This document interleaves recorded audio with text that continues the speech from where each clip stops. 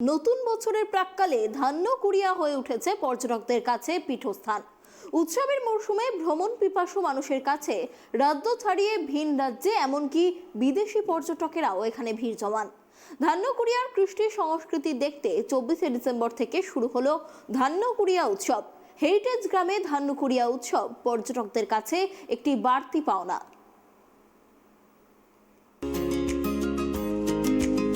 ইতালির কেমব্রিজ বিশ্ববিদ্যালয় সিপাহী বিদ্রোহের আমলে তৈরি হওয়া ধান্যকুড়িয়া স্কুল প্রাচীন রাজবাড়ী সংস্কৃতির সম্প্রীতির পীঠস্থান বরাবরই ধান্যকুড়িয়া। উৎসবের মরশুমে ভ্রমণ পিপাসু মানুষের কাছে রাজ্য ছাড়িয়ে ভিন রাজ্যে এমনকি বিদেশি পর্যটকেরাও এখানে ভিড় জমান। ধান্যকুড়িয়ার কৃষ্টি সংস্কৃতি দেখতে শুরু হলো ধান্যকুড়িয়া উৎসব। আজ থেকে অর্থাৎ 24 ডিসেম্বর থেকে 31 ডিসেম্বর পর্যন্ত চলবে এই উৎসব। একদিকে বড়দিন, অন্যদিকে নতুন বছরের প্রাক্কালে পর্যটকদের কাছে উৎসবের কেন্দ্রবিন্দু হয়ে উঠেছে ধান্যকুড়িয়া উৎসব। এখানে আসলে বাড়তি পাওনা হলো হেরিটেজের তকমা পাওয়া Gayen garden, Dhanyakuria high school, Dhanyakuria প্রাচীন হাসপাতাল গাইন, বল্লভ শাহের প্রাচীন রাজবাড়ির পোড়ামাটির দেওয়ালে পুরনো ইটালি ভাস্কর্য, ক্যাসেল দেখতে পাওয়া ইত্যাদি পর্যটকদের তালিকায় যোগ হয়।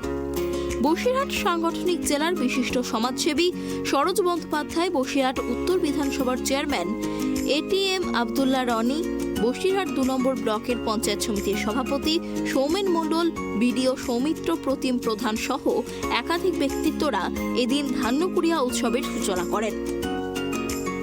এখানে দেশ বিদেশের পর্যটকরাও এখানে এসেছেন ধান্যকুড়িয়াকে দেখতে। এখানে বহু সিনেমার শুটিং হয়েছে, এমনকি বিদেশি সিনেমারও এখানে শুটিং হয়েছে। একই সঙ্গে ধান্যকুড়িয়ার বর্তমান যে পঞ্চায়েত, তার যে উদ্ভাবনী শক্তি, ধান্যকুড়িয়া সত্যজিৎ রায় পার্ক নির্মাণ করা, ফুটবল প্রশিক্ষণ শিবিরকে তৈরি করা, ধান্যকুড়িয়া উৎসব তৈরি করা, অর্থাৎ ঐতিহ্য সংস্কৃতির সঙ্গে বর্তমান জমানার তাল মিলিয়ে চলার যে গতি, সেটা ধান্যকুড়িয়া গ্রাম পঞ্চায়েতের পক্ষ থেকে আমরা সকলে মিলে এলাকার মানুষ সেই আঙ্গিকে কাজ করে চলেছে লক্ষ্যমাত্রা রেখে।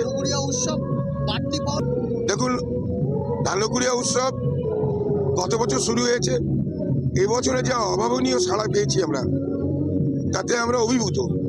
এবং আগামী দিনে ধান্যকুড়িয়ায় তো পর্যটক আসতো, তার উপরে বাড়তি পাওনা, অর্থাৎ মানিক জোড়ের যে সম্পর্ক, মণি কাঞ্চনের যে সম্পর্ক, সেই সম্পর্ক কিন্তু তৈরি হবে এই ধান্যকুড়িয়া উৎসবের মধ্যে দিয়ে।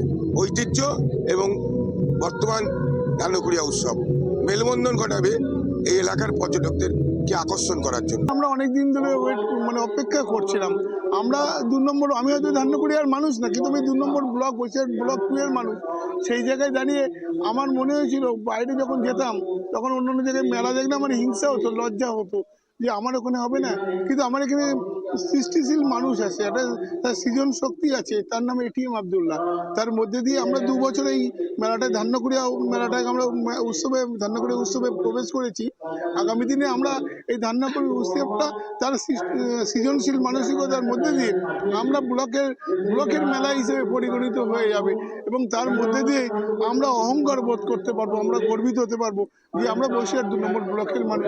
তার জায়গায় এই ধান্যকুড়িয়া উৎসব হচ্ছে। শুধু তাই নয়, অডিশনের মধ্যে দিয়ে যেভাবে এখানে আমাদের উৎকর্ষতা, যে গ্রাম্য মানে ছেলেমেয়েরা তাদের গানের মধ্যে দিয়ে যেভাবে উঠে এসছে, যেভাবে উঠে আসার চেষ্টা হচ্ছে, শুধু উৎসব না, এই উৎসবের অন্য একটা মাত্রা আছে, যেটা অডিশনের মধ্যে দিয়ে গ্রাম্য অঞ্চলের ছেলেমেয়েরা তারা আগামী দিনে আরো বড় জায়গায় তারা যেতে পারবে। এটাই মেলার বিশেষত্ব বলে আমার মনে হচ্ছে।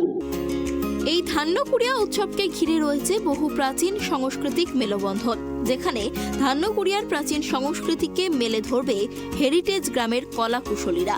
তারা খোলা মঞ্চে প্রাচীন ইতিহাস সংস্কৃতি তুলে ধরে পর্যটকদের মনোরঞ্জন করবেন। তাই নতুন বছরের প্রাক্কালে ধান্যকুড়িয়া উৎসব হয়ে উঠেছে পুরনো সংস্কৃতি, কৃষ্টি হেরিটেজ গ্রামের নিদর্শন। বসিরহাট থেকে সিরাজুল মিস্ত্রির রিপোর্ট, ট্রাইব টিভি।